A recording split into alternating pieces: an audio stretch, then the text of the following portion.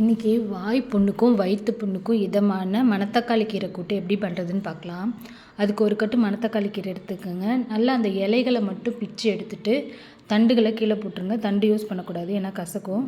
அந்த இலையை பொடி பொடியாக கட் பண்ணி வச்சுக்கோங்க. ஒரு குக்கரில் பாசிப்பருப்பு கொஞ்சம், வெங்காயம், ஒரு தக்காளி, ஒரு பச்சை மிளகா, தண்ணி சேர்த்து மஞ்சள் பொடி சேர்த்து வச்சுருங்க. குக்கர் அடுப்பில் வச்சுருங்க.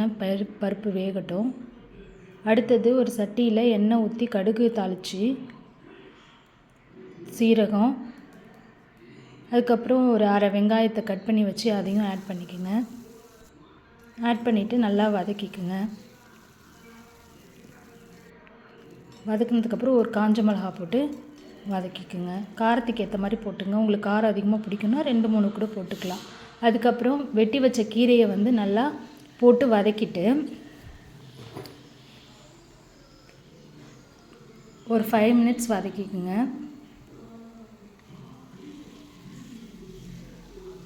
இது இந்த வாய்ப்புண்ணு, அல்சரு இருக்கவங்களுக்கு, வயிற்று புண்ணு இருக்கவங்களுக்குலாம் ரொம்ப நல்லது. இப்போ கீரை வதங்கினதுக்கப்புறம் ஒரு 1/4 ஸ்பூனு மிளகாத்தூள், 1 ஸ்பூனு மல்லித்தூள் போட்டிருக்கேன். கொஞ்சோண்டு உப்பு சேர்த்துருக்கேன். இதையும் போட்டு நல்லா வதக்கிட்டு வேக வச்ச பருப்பு தண்ணியை இதில் ஊற்றிடுங்க. அவ்வளோதான். ஊற்றி கிண்டிட்டு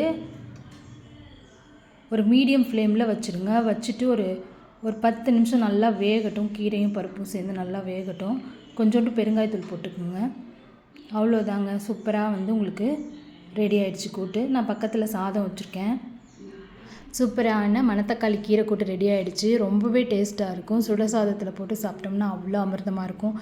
இது தயிர் சாதத்து கூட போட்டு சாப்பிட்டாலும் இன்னும் சூப்பராக இருக்கும். தயிரும் வயிறு புண்ணுக்கு, வாய் புண்ணுக்கெலாம் நல்லது. அதே மாதிரி இந்த மணத்தக்காளி கூட்டும் வயிறு புண்ணுக்கு, வாய் புண்ணுக்கெலாம் நல்லது. இப்போ இதுக்கு தொட்டுக்கிறதுக்கு நான் உருளைக்கிழங்கு பொரியல் செய்ய போகிறேன். இது என் ஸ்டைலில். எண்ணெய் ஊற்றி கடுகு போட்டுக்குவேன். கடுகு போட்டு பொரிஞ்சதும் 2 பூண்டு நசுக்கி வச்சுருக்கேன். அதையும் போட்டுட்டு கருவேப்பிலை போட்டுட்டு ஒரே ஒரு காஞ்ச மிளகா கிள்ளி போட்டுக்கிறேன். பூண்டு ஒரு தனி ஃப்ளேவர் கொடுக்குங்க, நல்லாயிருக்கும். இதில் அலசி வச்ச பொடி பொடியாக வெட்டி வச்ச உருளைக்கிழங்கு அலசிட்டு அதில் போட்டுக்க.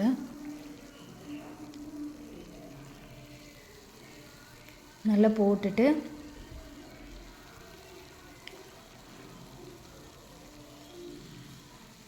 மஞ்சள் பொடி போட்டு நல்லா கிளறி விட்டுக்கணும். கொஞ்சோண்டு உப்பு சேர்த்துக்கலாம்.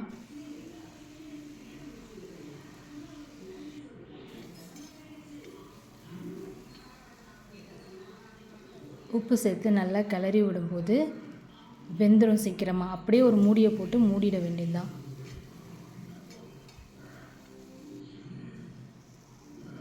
இது நல்லா வெந்துடட்டும். வெந்ததுக்கப்புறம் அதுங்க எப்படி வெந்திருக்குன்னு சூப்பராக இருக்கா? இது வெந்ததுக்கப்புறம் லைட்டாக மிளகாத்தூள் போட்டுக்கலாம், காரத்துக்கு ஏற்ற மாதிரி.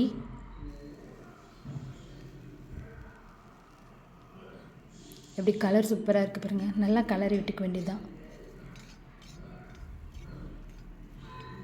இப்போ ரசம் வச்சுருந்தேன். ஸோ ரசம், மணத்தக்காளி கூட்டு, அப்புறம் உருளைக்கிழங்கு பொரியல். ஓகேங்க. எப்படி இருந்துச்சுன்னு கமெண்ட்டில் சொல்லுங்கள். பாய்.